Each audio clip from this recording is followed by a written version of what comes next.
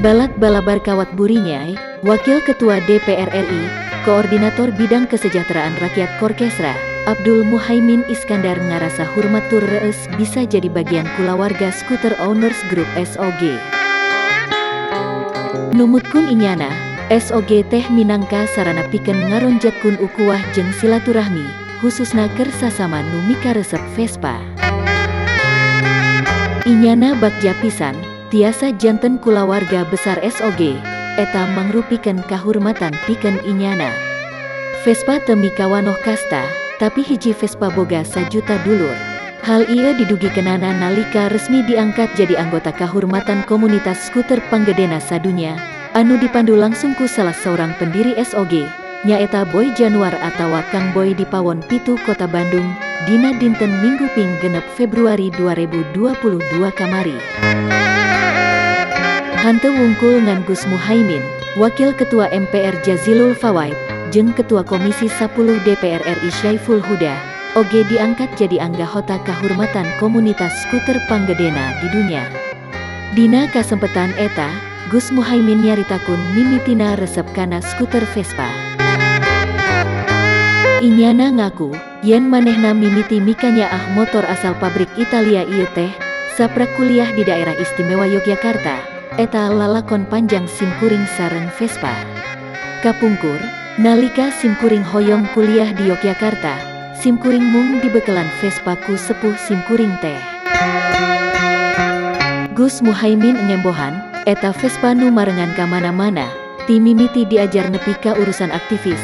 Zaman harita boga Vespa teh lain ngan saukur gaya, tapi oge menang perhatian para wanoja. Berkah Vespa oge, inyana tepung jeung jodoh nu ayeuna janten bojo Rustini Murtado. Sanajan kitu, Gus Muhaimin ngaku, yen manehna masih boga hiji impian patali jeung Vespa nu can kawujud.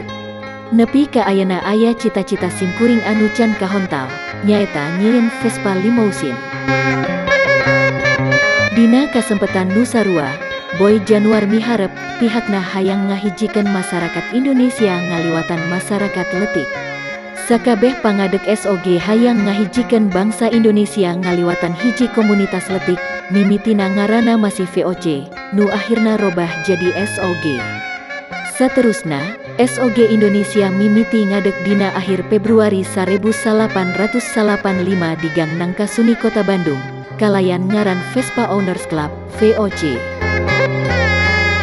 Klub Vespa ieu digagas ku 10 urang, anu satuluina disebut pangadeg SOG Indonesia, nyaeta Kolonel Korps Polisi Militer Purnawirawan HD Murabet, Tono S, Abah Iman, Aradi, Boy Januar, Beno H, Wawan, Saman, Yayan Peloy almarhum jeung Antoni.